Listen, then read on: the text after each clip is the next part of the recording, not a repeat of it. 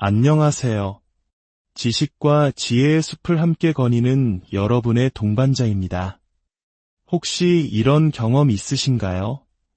이 관계가 나를 병들게 한다는 것을 머리로는 알지만 마음은 도저히 떠나지 못하는 상황. 고통스러운 순간들이 분명히 존재하는데도 아주 가끔 찾아오는 달콤한 순간 때문에 모든 것을 견뎌내고 있는 자신을 발견한 적 없으신가요? 어려운 관계, 역기능적인 관계 속에서 발이 묶인 것처럼 느껴지는 분들을 위해 오늘 이야기를 준비했습니다. 자기애성 성격장애, 즉 나르시시스트와의 관계에서 고통받는 분들뿐만 아니라 정서적으로 건강하지 못한 관계에 갇혀 자유를 갈망하는 모든 분들께 이야기가 작은 등불이 되기를 바랍니다. 오늘 우리는 트라우마 본딩이라는 아주 중요한 심리적 현상에 대해 깊이 파고들어 갈 것입니다. 트라우마 본딩이란 무엇이며 어떻게 형성되는지, 그리고 가장 중요하게 이 고통스러운 족쇄를 끊어내고 온전한 나의 삶을 되찾기 위한 구체적인 방법은 무엇인지 함께 알아보겠습니다. 이 여정은 당신의 삶에 대한 통제권을 되찾고 진정한 행복으로 나아갈 용기를 주는 안내서가 될 것입니다. 먼저, 트라우마 본딩이란 정확히 무엇일까요? 트라우마 본딩은 학대적이거나 역기능적인 관계 속에서 피해자와 가해자 사이에 형성되는 강렬하고 비이성적인 정서적 유대를 의미합니다.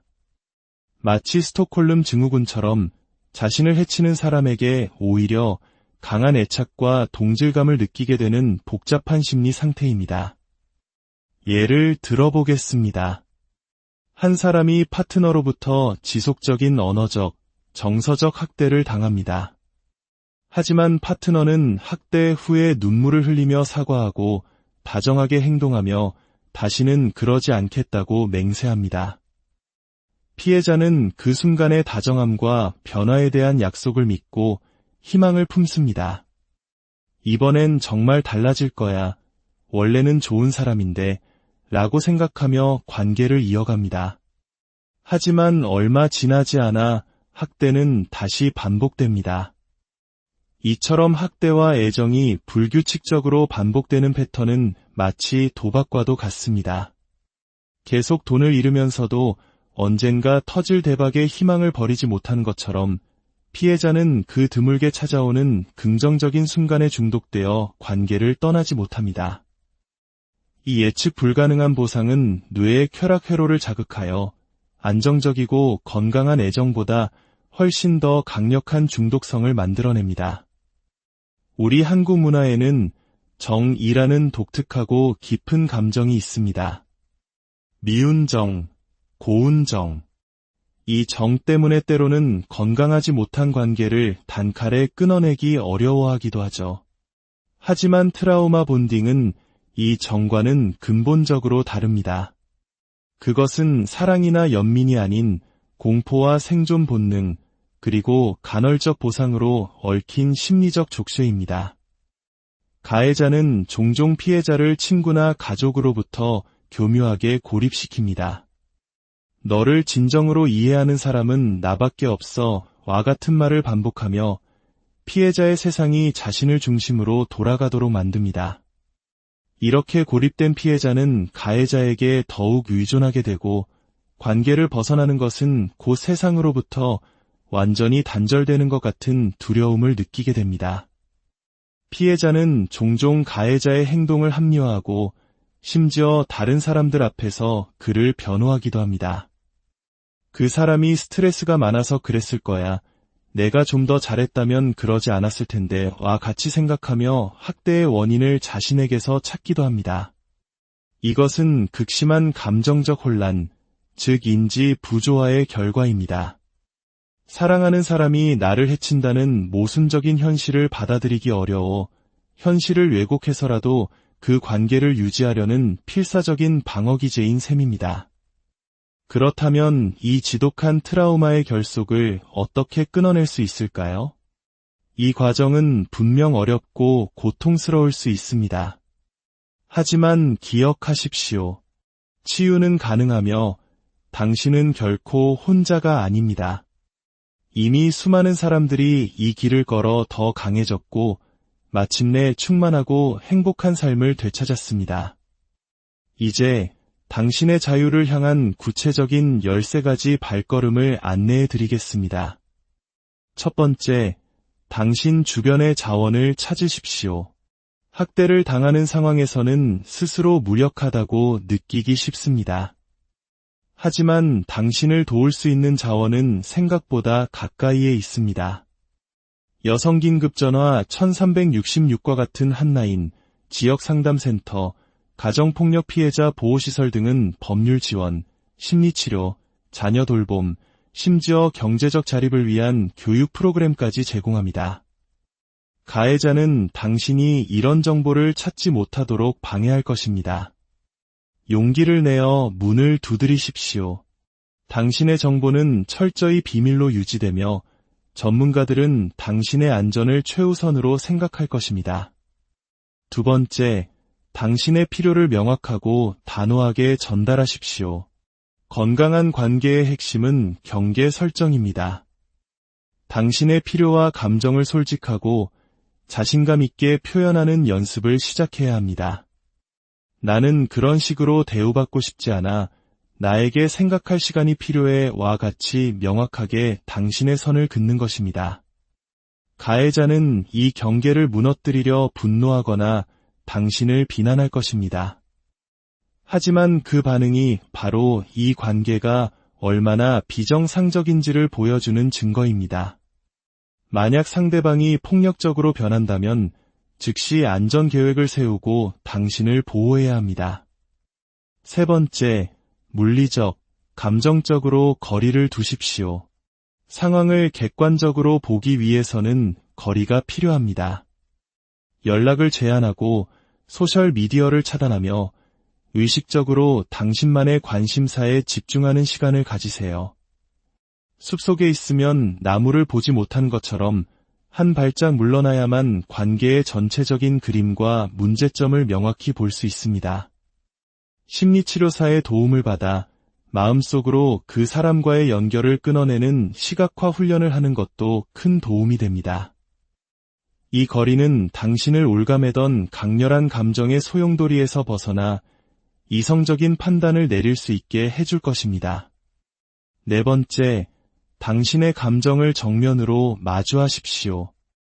트라우마 관계 속에서는 갈등을 피하기 위해 부정적인 감정을 억누르는 것이 습관이 됩니다. 하지만 감정은 당신의 내면이 보내는 중요한 신호입니다. 슬픔, 분노, 두려움, 혼란스러움.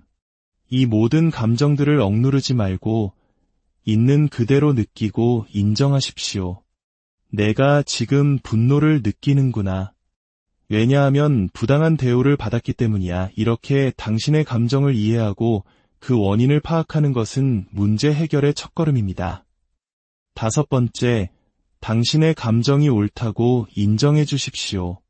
스스로에게 이렇게 말해 주세요. 내가 이렇게 느끼는 것은 당연해. 당신의 감정을 비난하거나 평가하지 마십시오. 그저 있는 그대로 수용하세요. 신뢰할 수 있는 친구에게 털어놓거나 당신의 생각과 감정을 일기장에 적어보는 것은 감정을 객관화하고 명확하게 이해하는 데 큰 도움이 됩니다. 스스로의 감정을 존중하는 것은 무너진 자존감을 회복하고 자신에 대한 신뢰를 다시 쌓아가는 중요한 과정입니다. 여섯 번째, 일기를 쓰십시오. 일기는 누구의 판단도 받지 않고 당신의 모든 감정을 쏟아낼 수 있는 안전한 공간입니다. 매일 당신이 감사했던 13가지를 적어보는 감사일기는 긍정적인 것에 집중하고 치유를 촉진하는 데 도움이 됩니다. 또한 당신의 두려움, 걱정, 좌절감을 글로 써내려가는 행위 자체만으로도 머릿속과 마음속의 무거운 짐을 덜어낼 수 있습니다. 일기를 통해 당신의 치유 과정을 기록하고 개인적인 성장의 기회를 발견하게 될 것입니다. 일곱 번째, 애도할 시간을 충분히 가지십시오. 트라우마 관계를 끝내는 것은 단순히 나쁜 사람을 떠나보내는 것이 아닙니다. 그 관계에 쏟았던 당신의 시간, 에너지, 그리고 언젠가는 좋아질 것이라는 희망과 꿈을 함께 떠나보내는 과정입니다. 따라서 슬픔을 느끼는 것은 지극히 정상입니다. 좋았던 순간들과 나빴던 순간들 모두를 되돌아보며 충분히 슬퍼하고 애도할 시간을 스스로에게 허락하세요. 애도의 감정은 파도처럼 밀려왔다 사라질 것입니다. 슬픔과 동시에 해방감을 느끼는 것 또한 자연스러운 일입니다.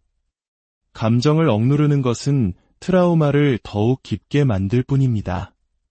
8번째, 당신의 가슴을 뛰게 하는 일에 몰두하십시오. 당신이 진정으로 사랑하고 열정을 느끼는 활동에 깊이 빠져보세요. 그림을 그리거나, 악기를 배우거나, 등산을 하거나, 오랫동안 미뤄왔던 프로젝트를 시작하는 것 모두 좋습니다. 이러한 활동은 긍정적인 감정과 유대감을 형성하는 옥시토신 호르몬의 분비를 촉진합니다. 무엇보다 가해자에게 종속되었던 당신의 정체성을 되찾고 나는 누군가의 파트너가 아니더라도 그 자체로 가치 있고 멋진 사람이다. 라는 자존감을 회복하는 데 결정적인 역할을 합니다. 9번째, 전문가와 대화하십시오. 심리치료사나 상담사는 당신이 겪고 있는 관계의 근본적인 문제를 탐색하고 트라우마 본딩에서 벗어날 수 있도록 전문적인 지침을 제공하는 안전한 공간이 되어줄 것입니다. 그들은 당신의 이야기를 비판 없이 들어주고 당신이 스스로의 감정을 이해하고 건강한 대처 전략을 세울 수 있도록 도울 것입니다. 10번째, 자기 돌봄을 최우선으로 하십시오. 그동안 당신은 다른 사람의 감정을 돌보느라 자신을 소홀히 했을 가능성이 높습니다. 이제는 당신 자신을 가장 먼저 챙겨야 할 때입니다. 충분한 수면, 균형 잡힌 식사, 가벼운 산책 등 몸과 마음을 돌보는 활동에 시간을 투자하세요. 따뜻한 목욕, 명상, 좋아하는 음악 감상 등 당신에게 평온함을 주는 작은 습관들이 모여 당신의 내면을 단단하게 만들어줄 것입니다. 11번째, 당신을 지지하는 사람들과 다시 연결하십시오. 가해자로 인해 멀어졌던 가족이나 친구들에게 연락할 용기를 내십시오. 당신을 진심으로 아끼고 사랑하는 사람들은 당신의 편이 되어줄 것입니다. 그들의 지지와 격려는 당신이 이 힘든 과정을 이겨내는데 큰 힘이 될 것입니다. 건강한 관계 속에서 당신은 다시 사랑받고 존중받는 존재임을 깨닫게 될 것입니다. 12번째, 현실적인 기대를 가지십시오. 치유는 하루아침에 이루어지지 않습니다. 좋은 날도 있고 다시 과거로 돌아가고 싶은 힘든 날도 있을 것입니다. 감정의 기복이 있는 것은 당연한 과정입니다. 스스로에게 너무 엄격한 잣대를 들이대지 마세요. 작은 진전 하나하나를 칭찬해주고 넘어지더라도 다시 일어서는 자신을 격려해 주십시오. 이것은 단거리 경주가 아닌 당신의 남은 인생을 위한 마라톤입니다. 13번째, 당신의 미래를 다시 그리십시오. 트라우마 본딩에서 벗어난다는 것은 단순히 과거를 끝내는 것이 아니라 새로운 미래를 시작하는 것입니다. 당신이 진정으로 원하는 삶은 무엇인지, 어떤 사람이 되고 싶은지 상상해 보세요. 작은 목표부터 세우고 하나씩 성취해가면서 당신의 삶을 스스로 디자인하는 즐거움을 되찾으십시오. 당신은 더 이상 과거의 피해자가 아닙니다. 당신은 당신의 삶이라는 이야기의 주인공입니다. 트라우마 본딩에서 벗어나는 여정은 때로 죄책감과 불확실성을 동반하는 복잡한 과정입니다. 주변 사람들은 당신이 왜 그토록 힘들어하는지 이해하지 못할 수도 있습니다. 겉으로 보기에는 명백히 나쁜 관계에서 벗어나는 것이 당연해 보이기 때문입니다. 하지만 그 안에 얽힌 복잡한 심리적 결속은 당사자가 아니면 알기 어렵습니다. 그렇기에 이 길을 걷기 위해서는 엄청난 용기가 필요합니다. 하지만 당신이 스스로를 보호하고 명확한 경계를 설정하며 꾸준히 도움을 구한다면 당신은 반드시 이 순환의 고리를 끊어낼 수 있습니다. 당신의 상황을 더 명확하게 인식하고 지지를 구할수록 당신은 더 빨리 그 굴레에서 벗어나 진정으로 충만한 삶을 살게 될 것입니다. 오늘 이 이야기가 당신의 마음에 작은 울림을 주었다면, 혹은 주변에 비슷한 어려움을 겪고 있는 이가 떠오른다면 이 영상을 공유하는 것이 작지만 큰 힘이 될 수 있습니다. 저희 채널을 구독하고 함께 해주시는 것은 지혜와 치유를 향해 나아가는 따뜻한 공동체의 일원이 되는 것입니다. 여러분의 소중한 참여가 저희가 더 의미 있는 콘텐츠를 만드는 원동력이 됩니다. 부디 당신의 온전한 이야기를 되찾고 진정한 평온과 존중이 가득한 삶으로 나아가는 길을 걷게 되시기를 진심으로 응원합니다. 당신의 모든 발걸음을 안녕하세요. 지식과 지혜의 숲을 함께 거니는 여러분의 동반자입니다. 혹시 이런 경험 있으신가요? 이 관계가 나를 병들게 한다는 것을 머리로는 알지만 마음은 도저히 떠나지 못하는 상황. 고통스러운 순간들이 분명히 존재하는데도 아주 가끔 찾아오는 달콤한 순간 때문에 모든 것을 견뎌내고 있는 자신을 발견한 적 없으신가요? 어려운 관계, 역기능적인 관계 속에서 발이 묶인 것처럼 느껴지는 분들을 위해 오늘 이야기를 준비했습니다. 자기애성 성격장애, 즉 나르시시스트와의 관계에서 고통받는 분들뿐만 아니라 정서적으로 건강하지 못한 관계에 갇혀 자유를 갈망하는 모든 분들께 이 이야기가 작은 등불이 되기를 바랍니다. 오늘 우리는 트라우마 본딩이라는 아주 중요한 심리적 현상에 대해 깊이 파고들어 갈 것입니다. 트라우마 본딩이란 무엇이며 어떻게 형성되는지, 그리고 가장 중요하게 이 고통스러운 족쇄를 끊어내고 온전한 나의 삶을 되찾기 위한 구체적인 방법은 무엇인지 함께 알아보겠습니다. 이 여정은 당신의 삶에 대한 통제권을 되찾고 진정한 행복으로 나아갈 용기를 주는 안내서가 될 것입니다. 먼저, 트라우마 본딩이란 정확히 무엇일까요?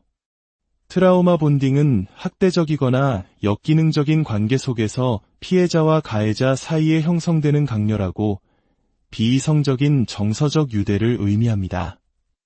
마치 스톡홀름 증후군처럼 자신을 해치는 사람에게 오히려 강한 애착과 동질감을 느끼게 되는 복잡한 심리 상태입니다. 예를 들어보겠습니다. 한 사람이 파트너로부터 지속적인 언어적, 정서적 학대를 당합니다. 하지만 파트너는 학대 후에 눈물을 흘리며 사과하고 다정하게 행동하며 다시는 그러지 않겠다고 맹세합니다. 피해자는 그 순간의 다정함과 변화에 대한 약속을 믿고 희망을 품습니다. 이번엔 정말 달라질 거야. 원래는 좋은 사람인데 라고 생각하며 관계를 이어갑니다. 하지만 얼마 지나지 않아 학대는 다시 반복됩니다. 이처럼 학대와 애정이 불규칙적으로 반복되는 패턴은 마치 도박과도 같습니다. 계속 돈을 잃으면서도 언젠가 터질 대박에 희망을 버리지 못하는 것처럼 피해자는 그 드물게 찾아오는 긍정적인 순간에 중독되어 관계를 떠나지 못합니다. 이 예측 불가능한 보상은 뇌의 쾌락 회로를 자극하여 안정적이고 건강한 애정보다 훨씬 더 강력한 중독성을 만들어냅니다. 우리 한국 문화에는 정이라는 독특하고 깊은 감정이 있습니다. 미운 정, 고운 정. 이 정 때문에 때로는 건강하지 못한 관계를 단칼에 끊어내기 어려워하기도 하죠. 하지만 트라우마 본딩은 이 정과는 근본적으로 다릅니다. 그것은 사랑이나 연민이 아닌 공포와 생존 본능, 그리고 간헐적 보상으로 얽힌 심리적 족쇄입니다. 가해자는 종종 피해자를 친구나 가족으로부터 교묘하게 고립시킵니다. 너를 진정으로 이해하는 사람은 나밖에 없어 와 같은 말을 반복하며 피해자의 세상이 자신을 중심으로 돌아가도록 만듭니다. 이렇게 고립된 피해자는 가해자에게 더욱 의존하게 되고 관계를 벗어나는 것은 곧 세상으로부터 완전히 단절되는 것 같은 두려움을 느끼게 됩니다. 피해자는 종종 가해자의 행동을 합리화하고 심지어 다른 사람들 앞에서 그를 변호하기도 합니다. 그 사람이 스트레스가 많아서 그랬을 거야.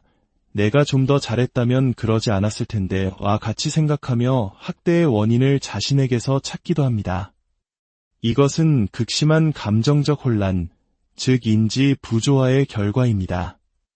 사랑하는 사람이 나를 해친다는 모순적인 현실을 받아들이기 어려워 현실을 왜곡해서라도 그 관계를 유지하려는 필사적인 방어기제인 셈입니다.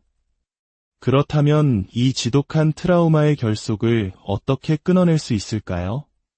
이 과정은 분명 어렵고 고통스러울 수 있습니다. 하지만 기억하십시오. 치유는 가능하며 당신은 결코 혼자가 아닙니다.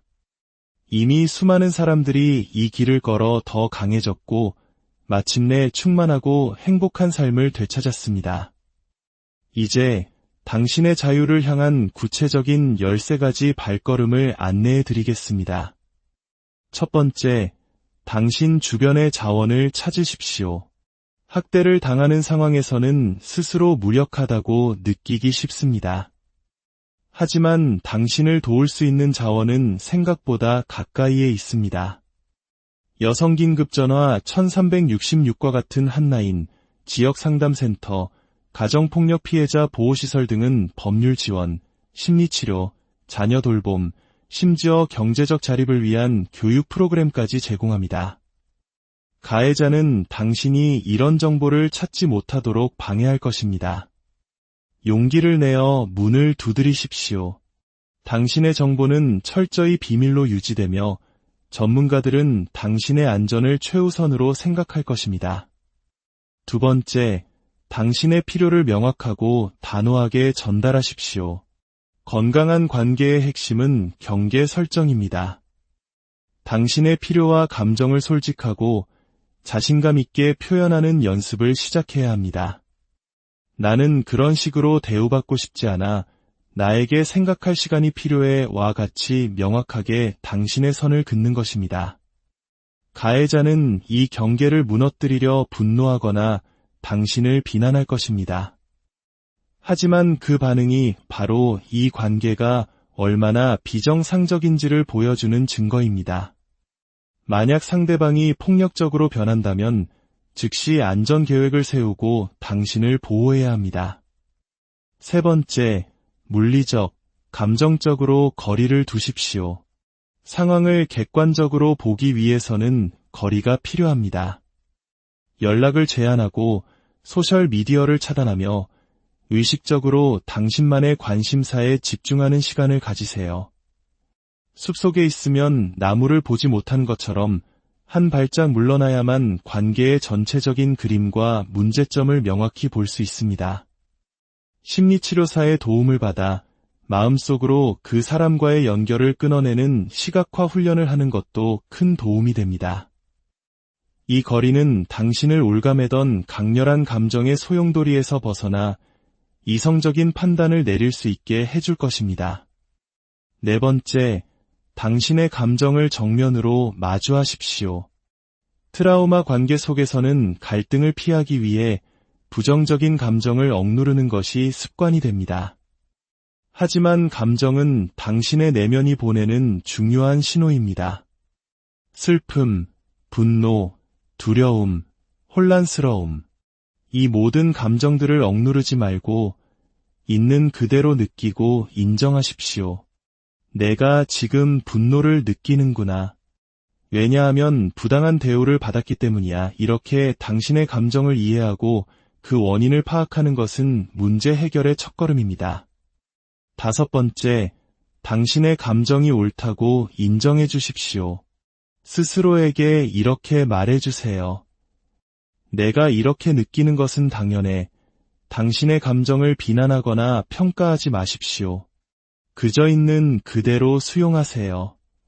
신뢰할 수 있는 친구에게 털어놓거나 당신의 생각과 감정을 일기장에 적어보는 것은 감정을 객관화하고 명확하게 이해하는 데 큰 도움이 됩니다. 스스로의 감정을 존중하는 것은 무너진 자존감을 회복하고 자신에 대한 신뢰를 다시 쌓아가는 중요한 과정입니다. 6번째, 일기를 쓰십시오. 일기는 누구의 판단도 받지 않고 당신의 모든 감정을 쏟아낼 수 있는 안전한 공간입니다. 매일 당신이 감사했던 1-3가지를 적어보는 감사일기는 긍정적인 것에 집중하고 치유를 촉진하는 데 도움이 됩니다. 또한 당신의 두려움, 걱정, 좌절감을 글로 써내려가는 행위 자체만으로도 머릿속과 마음속의 무거운 짐을 덜어낼 수 있습니다. 일기를 통해 당신의 치유 과정을 기록하고 개인적인 성장의 기회를 발견하게 될 것입니다. 7번째, 애도할 시간을 충분히 가지십시오. 트라우마 관계를 끝내는 것은 단순히 나쁜 사람을 떠나보내는 것이 아닙니다. 그 관계에 쏟았던 당신의 시간, 에너지, 그리고 언젠가는 좋아질 것이라는 희망과 꿈을 함께 떠나보내는 과정입니다. 따라서 슬픔을 느끼는 것은 지극히 정상입니다. 좋았던 순간들과 나빴던 순간들 모두를 되돌아보며 충분히 슬퍼하고 애도할 시간을 스스로에게 허락하세요. 애도의 감정은 파도처럼 밀려왔다 사라질 것입니다. 슬픔과 동시에 해방감을 느끼는 것 또한 자연스러운 일입니다. 감정을 억누르는 것은 트라우마를 더욱 깊게 만들 뿐입니다. 8번째, 당신의 가슴을 뛰게 하는 일에 몰두하십시오. 당신이 진정으로 사랑하고 열정을 느끼는 활동에 깊이 빠져보세요. 그림을 그리거나 악기를 배우거나 등산을 하거나 오랫동안 미뤄왔던 프로젝트를 시작하는 것 모두 좋습니다. 이러한 활동은 긍정적인 감정과 유대감을 형성하는 옥시토신 호르몬의 분비를 촉진합니다. 무엇보다 가해자에게 종속되었던 당신의 정체성을 되찾고 나는 누군가의 파트너가 아니더라도 그 자체로 가치 있고 멋진 사람이다. 라는 자존감을 회복하는 데 결정적인 역할을 합니다. 9번째, 전문가와 대화하십시오. 심리치료사나 상담사는 당신이 겪고 있는 관계의 근본적인 문제를 탐색하고 트라우마 본딩에서 벗어날 수 있도록 전문적인 지침을 제공하는 안전한 공간이 되어줄 것입니다. 그들은 당신의 이야기를 비판 없이 들어주고 당신이 스스로의 감정을 이해하고 건강한 대처 전략을 세울 수 있도록 도울 것입니다. 10번째, 자기 돌봄을 최우선으로 하십시오. 그동안 당신은 다른 사람의 감정을 돌보느라 자신을 소홀히 했을 가능성이 높습니다. 이제는 당신 자신을 가장 먼저 챙겨야 할 때입니다. 충분한 수면, 균형 잡힌 식사, 가벼운 산책 등 몸과 마음을 돌보는 활동에 시간을 투자하세요.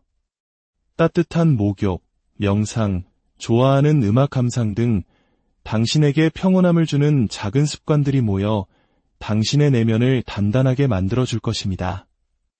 11번째, 당신을 지지하는 사람들과 다시 연결하십시오. 가해자로 인해 멀어졌던 가족이나 친구들에게 연락할 용기를 내십시오.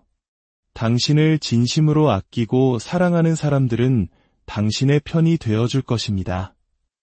그들의 지지와 격려는 당신이 이 힘든 과정을 이겨내는데 큰 힘이 될 것입니다.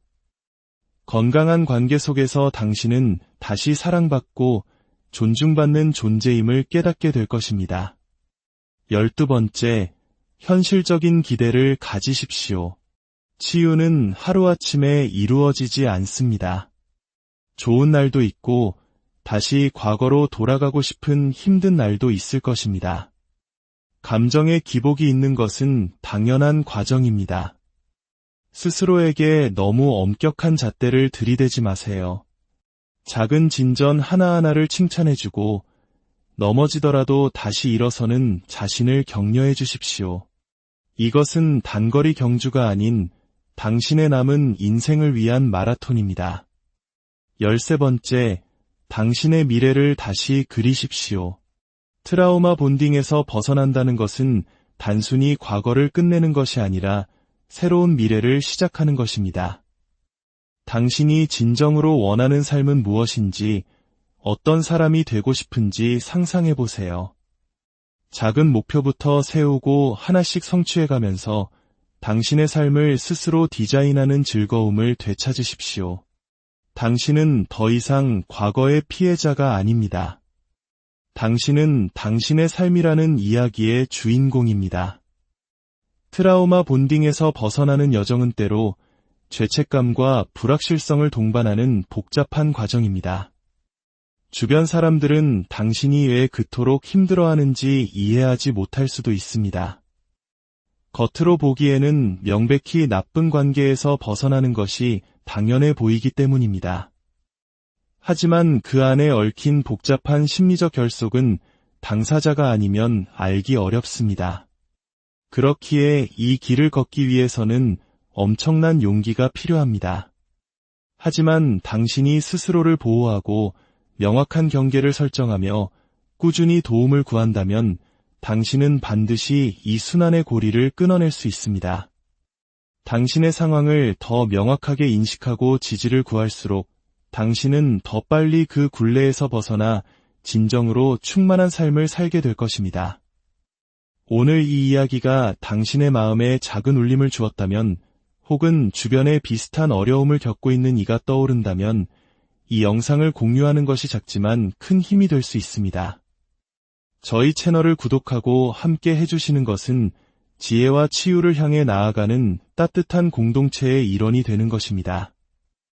여러분의 소중한 참여가 저희가 더 의미 있는 콘텐츠를 만드는 원동력이 됩니다.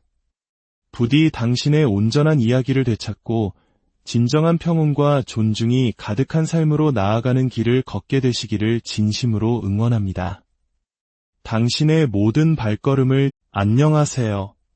지식과 지혜의 숲을 함께 거니는 여러분의 동반자입니다. 혹시 이런 경험 있으신가요? 이 관계가 나를 병들게 한다는 것을 머리로는 알지만 마음은 도저히 떠나지 못하는 상황. 고통스러운 순간들이 분명히 존재하는데도 아주 가끔 찾아오는 달콤한 순간 때문에 모든 것을 견뎌내고 있는 자신을 발견한 적 없으신가요? 어려운 관계, 역기능적인 관계 속에서 발이 묶인 것처럼 느껴지는 분들을 위해 오늘 이야기를 준비했습니다. 자기애성 성격장애, 즉 나르시시스트와의 관계에서 고통받는 분들뿐만 아니라 정서적으로 건강하지 못한 관계에 갇혀 자유를 갈망하는 모든 분들께 이 이야기가 작은 등불이 되기를 바랍니다. 오늘 우리는 트라우마 본딩이라는 아주 중요한 심리적 현상에 대해 깊이 파고들어 갈 것입니다. 트라우마 본딩이란 무엇이며 어떻게 형성되는지, 그리고 가장 중요하게 이 고통스러운 족쇄를 끊어내고 온전한 나의 삶을 되찾기 위한 구체적인 방법은 무엇인지 함께 알아보겠습니다.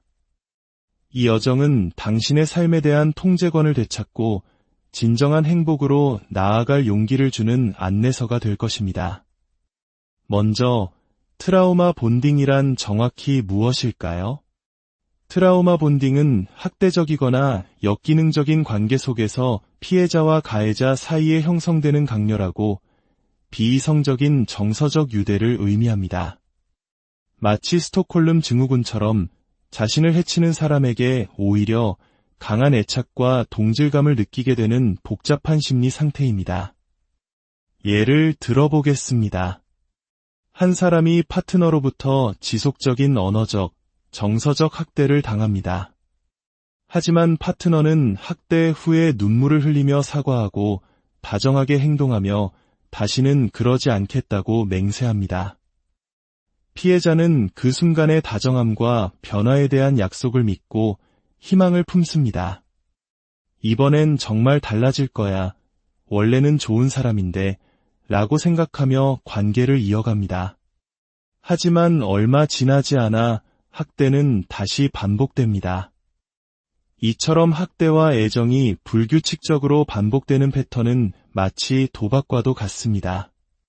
계속 돈을 잃으면서도 언젠가 터질 대박에 희망을 버리지 못하는 것처럼 피해자는 그 드물게 찾아오는 긍정적인 순간에 중독되어 관계를 떠나지 못합니다. 이 예측 불가능한 보상은 뇌의 쾌락 회로를 자극하여 안정적이고 건강한 애정보다 훨씬 더 강력한 중독성을 만들어냅니다. 우리 한국 문화에는 정이라는 독특하고 깊은 감정이 있습니다. 미운 정, 고운 정. 이 정 때문에 때로는 건강하지 못한 관계를 단칼에 끊어내기 어려워하기도 하죠. 하지만 트라우마 본딩은 이 정과는 근본적으로 다릅니다. 그것은 사랑이나 연민이 아닌 공포와 생존 본능, 그리고 간헐적 보상으로 얽힌 심리적 족쇄입니다. 가해자는 종종 피해자를 친구나 가족으로부터 교묘하게 고립시킵니다. 너를 진정으로 이해하는 사람은 나밖에 없어 와 같은 말을 반복하며 피해자의 세상이 자신을 중심으로 돌아가도록 만듭니다. 이렇게 고립된 피해자는 가해자에게 더욱 의존하게 되고 관계를 벗어나는 것은 곧 세상으로부터 완전히 단절되는 것 같은 두려움을 느끼게 됩니다. 피해자는 종종 가해자의 행동을 합리화하고 심지어 다른 사람들 앞에서 그를 변호하기도 합니다. 그 사람이 스트레스가 많아서 그랬을 거야. 내가 좀 더 잘했다면 그러지 않았을 텐데 와 같이 생각하며 학대의 원인을 자신에게서 찾기도 합니다. 이것은 극심한 감정적 혼란, 즉 인지 부조화의 결과입니다. 사랑하는 사람이 나를 해친다는 모순적인 현실을 받아들이기 어려워 현실을 왜곡해서라도 그 관계를 유지하려는 필사적인 방어기제인 셈입니다. 그렇다면 이 지독한 트라우마의 결속을 어떻게 끊어낼 수 있을까요? 이 과정은 분명 어렵고 고통스러울 수 있습니다. 하지만 기억하십시오. 치유는 가능하며 당신은 결코 혼자가 아닙니다. 이미 수많은 사람들이 이 길을 걸어 더 강해졌고 마침내 충만하고 행복한 삶을 되찾았습니다. 이제 당신의 자유를 향한 구체적인 13가지 발걸음을 안내해 드리겠습니다. 첫 번째, 당신 주변의 자원을 찾으십시오. 학대를 당하는 상황에서는 스스로 무력하다고 느끼기 쉽습니다. 하지만 당신을 도울 수 있는 자원은 생각보다 가까이에 있습니다. 여성긴급전화 1366과 같은 핫라인, 지역상담센터, 가정폭력 피해자 보호시설 등은 법률 지원, 심리치료, 자녀 돌봄, 심지어 경제적 자립을 위한 교육 프로그램까지 제공합니다. 가해자는 당신이 이런 정보를 찾지 못하도록 방해할 것입니다. 용기를 내어 문을 두드리십시오. 당신의 정보는 철저히 비밀로 유지되며 전문가들은 당신의 안전을 최우선으로 생각할 것입니다. 두 번째, 당신의 필요를 명확하고 단호하게 전달하십시오. 건강한 관계의 핵심은 경계 설정입니다. 당신의 필요와 감정을 솔직하고 자신감 있게 표현하는 연습을 시작해야 합니다. 나는 그런 식으로 대우받고 싶지 않아. 나에게 생각할 시간이 필요해 와 같이 명확하게 당신의 선을 긋는 것입니다. 가해자는 이 경계를 무너뜨리려 분노하거나 당신을 비난할 것입니다. 하지만 그 반응이 바로 이 관계가 얼마나 비정상적인지를 보여주는 증거입니다. 만약 상대방이 폭력적으로 변한다면 즉시 안전계획을 세우고 당신을 보호해야 합니다. 세 번째, 물리적, 감정적으로 거리를 두십시오. 상황을 객관적으로 보기 위해서는 거리가 필요합니다. 연락을 제한하고 소셜미디어를 차단하며 의식적으로 당신만의 관심사에 집중하는 시간을 가지세요. 숲속에 있으면 나무를 보지 못한 것처럼 한 발짝 물러나야만 관계의 전체적인 그림과 문제점을 명확히 볼 수 있습니다. 심리치료사의 도움을 받아 마음속으로 그 사람과의 연결을 끊어내는 시각화 훈련을 하는 것도 큰 도움이 됩니다. 이 거리는 당신을 올가매던 강렬한 감정의 소용돌이에서 벗어나 이성적인 판단을 내릴 수 있게 해줄 것입니다. 네 번째, 당신의 감정을 정면으로 마주하십시오. 트라우마 관계 속에서는 갈등을 피하기 위해 부정적인 감정을 억누르는 것이 습관이 됩니다. 하지만 감정은 당신의 내면이 보내는 중요한 신호입니다. 슬픔, 분노, 두려움, 혼란스러움. 이 모든 감정들을 억누르지 말고 있는 그대로 느끼고 인정하십시오. 내가 지금 분노를 느끼는구나. 왜냐하면 부당한 대우를 받았기 때문이야. 이렇게 당신의 감정을 이해하고 그 원인을 파악하는 것은 문제 해결의 첫걸음입니다. 다섯 번째, 당신의 감정이 옳다고 인정해 주십시오. 스스로에게 이렇게 말해주세요. 내가 이렇게 느끼는 것은 당연해. 당신의 감정을 비난하거나 평가하지 마십시오. 그저 있는 그대로 수용하세요. 신뢰할 수 있는 친구에게 털어놓거나 당신의 생각과 감정을 일기장에 적어보는 것은 감정을 객관화하고 명확하게 이해하는 데 큰 도움이 됩니다. 스스로의 감정을 존중하는 것은 무너진 자존감을 회복하고 자신에 대한 신뢰를 다시 쌓아가는 중요한 과정입니다. 여섯 번째, 일기를 쓰십시오. 일기는 누구의 판단도 받지 않고 당신의 모든 감정을 쏟아낼 수 있는 안전한 공간입니다. 매일 당신이 감사했던 13가지를 적어보는 감사일기는 긍정적인 것에 집중하고 치유를 촉진하는 데 도움이 됩니다. 또한 당신의 두려움, 걱정, 좌절감을 글로 써내려가는 행위 자체만으로도 머릿속과 마음속의 무거운 짐을 덜어낼 수 있습니다. 일기를 통해 당신의 치유 과정을 기록하고 개인적인 성장의 기회를 발견하게 될 것입니다. 일곱 번째, 애도할 시간을 충분히 가지십시오. 트라우마 관계를 끝내는 것은 단순히 나쁜 사람을 떠나보내는 것이 아닙니다. 그 관계에 쏟았던 당신의 시간, 에너지, 그리고 언젠가는 좋아질 것이라는 희망과 꿈을 함께 떠나보내는 과정입니다. 따라서 슬픔을 느끼는 것은 지극히 정상입니다. 좋았던 순간들과 나빴던 순간들 모두를 되돌아보며 충분히 슬퍼하고 애도할 시간을 스스로에게 허락하세요. 애도의 감정은 파도처럼 밀려왔다 사라질 것입니다. 슬픔과 동시에 해방감을 느끼는 것 또한 자연스러운 일입니다. 감정을 억누르는 것은 트라우마를 더욱 깊게 만들 뿐입니다. 여덟 번째, 당신의 가슴을 뛰게 하는 일에 몰두하십시오. 당신이 진정으로 사랑하고 열정을 느끼는 활동에 깊이 빠져보세요. 그림을 그리거나 악기를 배우거나 등산을 하거나 오랫동안 미뤄왔던 프로젝트를 시작하는 것 모두 좋습니다. 이러한 활동은 긍정적인 감정과 유대감을 형성하는 옥시토신 호르몬의 분비를 촉진합니다. 무엇보다 가해자에게 종속되었던 당신의 정체성을 되찾고 나는 누군가의 파트너가 아니더라도 그 자체로 가치 있고 멋진 사람이다. 라는 자존감을 회복하는 데 결정적인 역할을 합니다. 아홉 번째, 전문가와 대화하십시오. 심리치료사나 상담사는 당신이 겪고 있는 관계의 근본적인 문제를 탐색하고 트라우마 본딩에서 벗어날 수 있도록 전문적인 지침을 제공하는 안전한 공간이 되어줄 것입니다. 그들은 당신의 이야기를 비판 없이 들어주고 당신이 스스로의 감정을 이해하고 건강한 대처 전략을 세울 수 있도록 도울 것입니다. 열 번째, 자기 돌봄을 최우선으로 하십시오. 그동안 당신은 다른 사람의 감정을 돌보느라 자신을 소홀히 했을 가능성이 높습니다. 이제는 당신 자신을 가장 먼저 챙겨야 할 때입니다. 충분한 수면, 균형 잡힌 식사, 가벼운 산책 등 몸과 마음을 돌보는 활동에 시간을 투자하세요. 따뜻한 목욕, 명상, 좋아하는 음악 감상 등 당신에게 평온함을 주는 작은 습관들이 모여 당신의 내면을 단단하게 만들어줄 것입니다. 11번째, 당신을 지지하는 사람들과 다시 연결하십시오.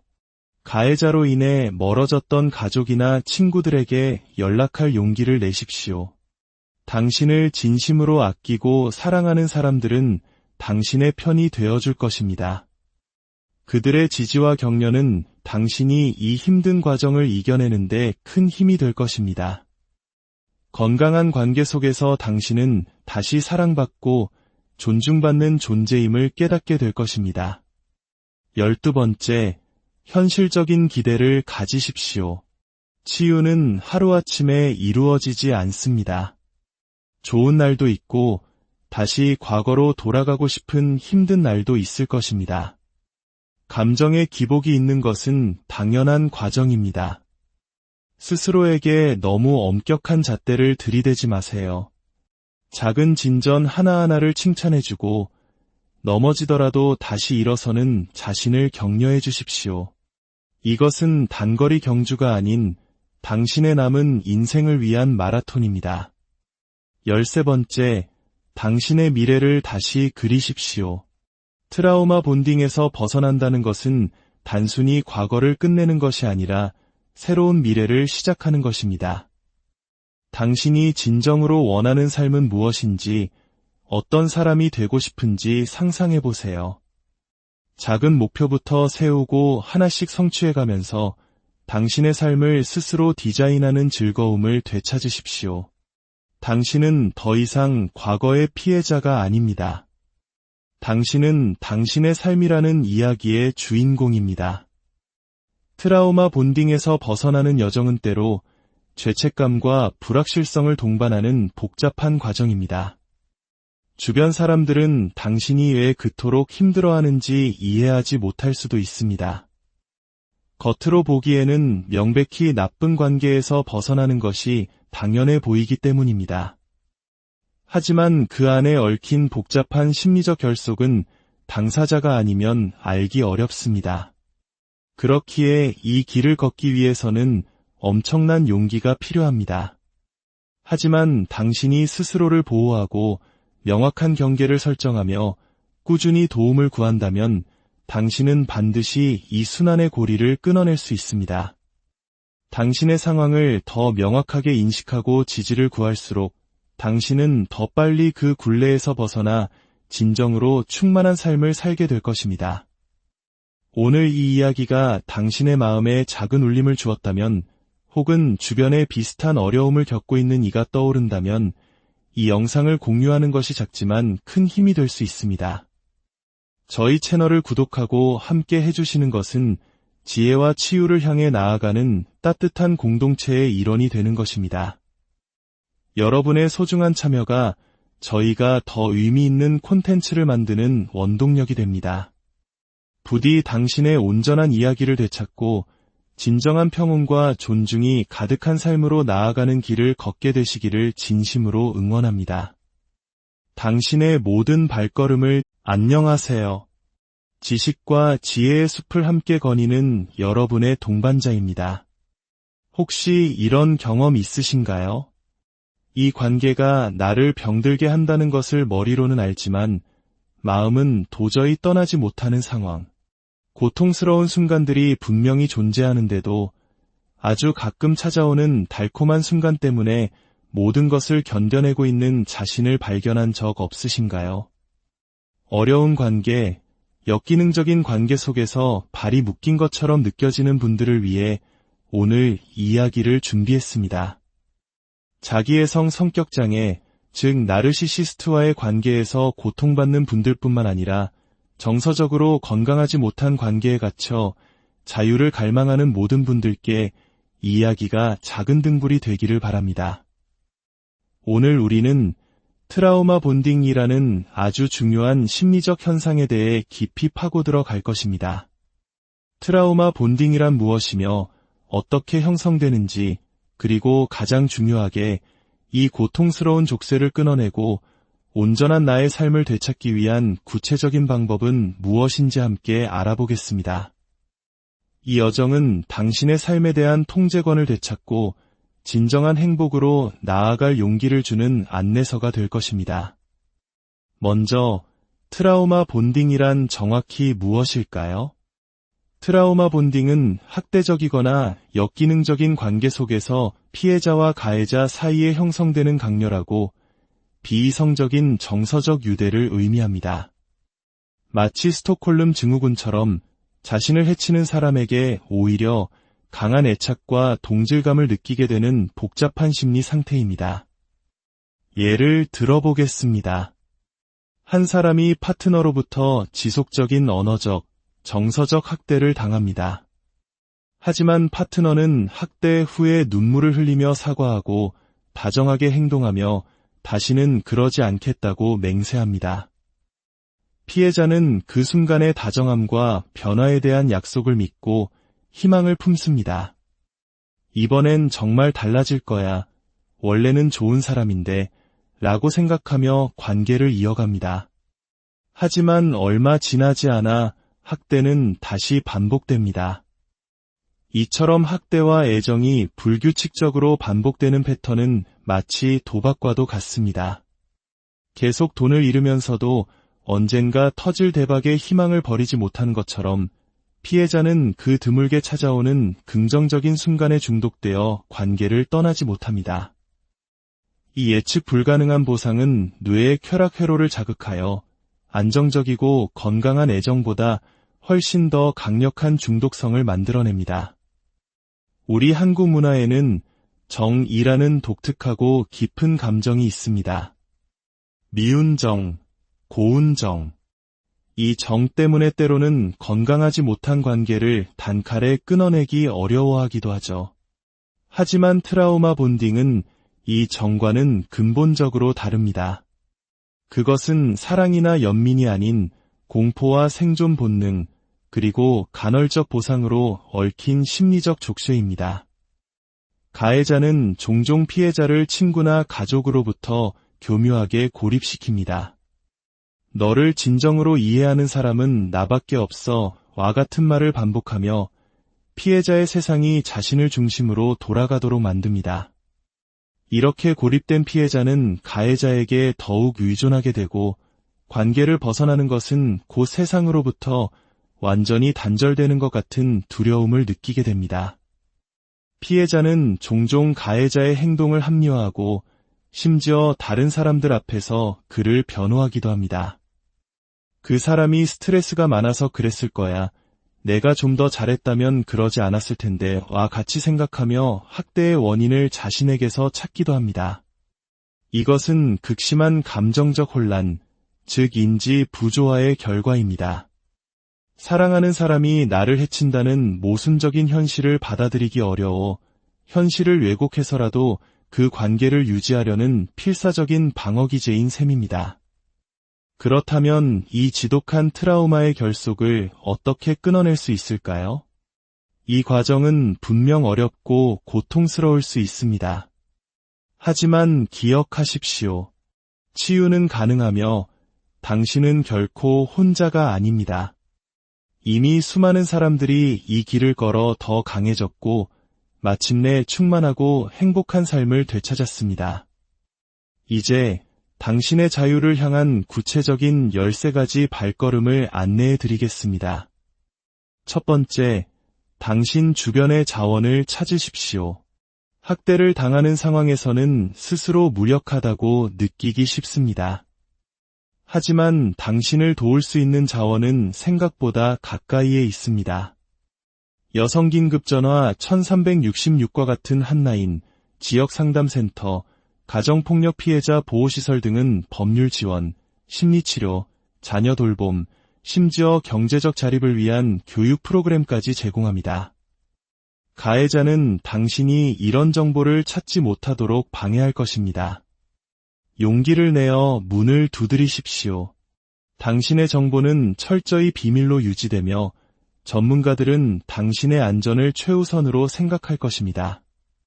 두 번째, 당신의 필요를 명확하고 단호하게 전달하십시오. 건강한 관계의 핵심은 경계 설정입니다. 당신의 필요와 감정을 솔직하고 자신감 있게 표현하는 연습을 시작해야 합니다. 나는 그런 식으로 대우받고 싶지 않아. 나에게 생각할 시간이 필요해와 같이 명확하게 당신의 선을 긋는 것입니다. 가해자는 이 경계를 무너뜨리려 분노하거나 당신을 비난할 것입니다. 하지만 그 반응이 바로 이 관계가 얼마나 비정상적인지를 보여주는 증거입니다.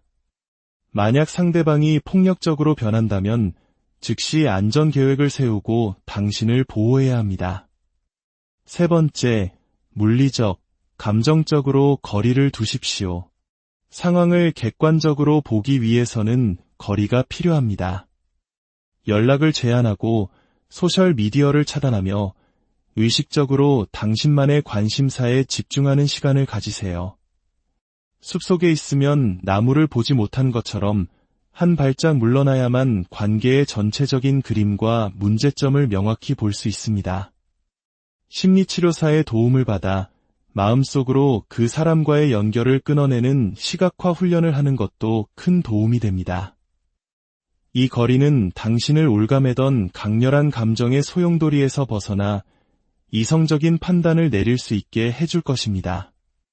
네 번째, 당신의 감정을 정면으로 마주하십시오. 트라우마 관계 속에서는 갈등을 피하기 위해 부정적인 감정을 억누르는 것이 습관이 됩니다.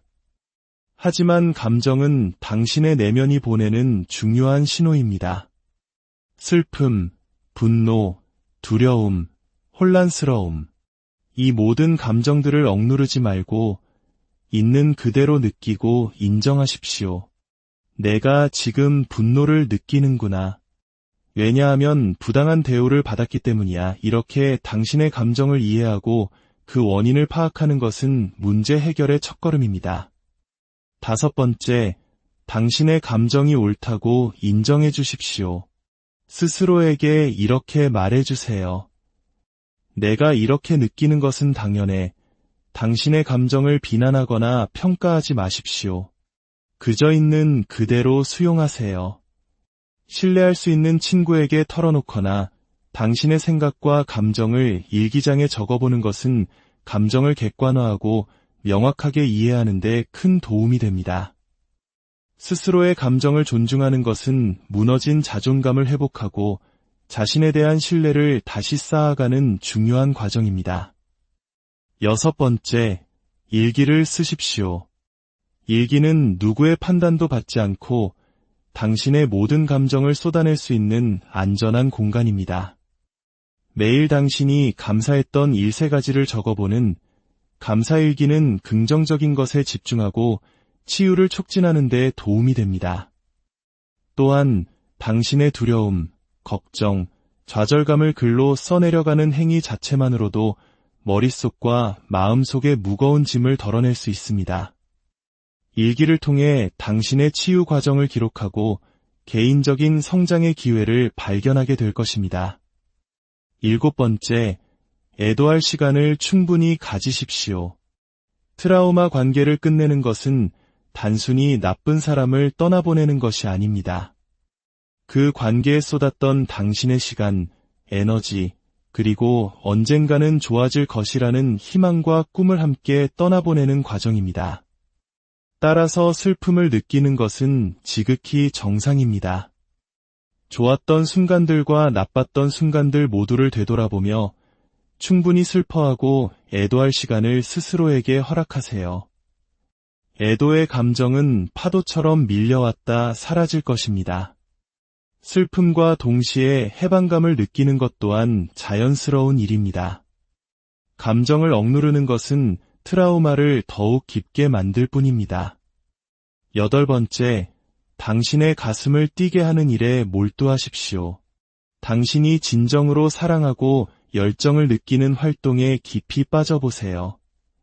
그림을 그리거나 악기를 배우거나 등산을 하거나 오랫동안 미뤄왔던 프로젝트를 시작하는 것 모두 좋습니다. 이러한 활동은 긍정적인 감정과 유대감을 형성하는 옥시토신 호르몬의 분비를 촉진합니다. 무엇보다 가해자에게 종속되었던 당신의 정체성을 되찾고 나는 누군가의 파트너가 아니더라도 그 자체로 가치 있고 멋진 사람이다 라는 자존감을 회복하는 데 결정적인 역할을 합니다. 9번째, 전문가와 대화하십시오. 심리치료사나 상담사는 당신이 겪고 있는 관계의 근본적인 문제를 탐색하고 트라우마 본딩에서 벗어날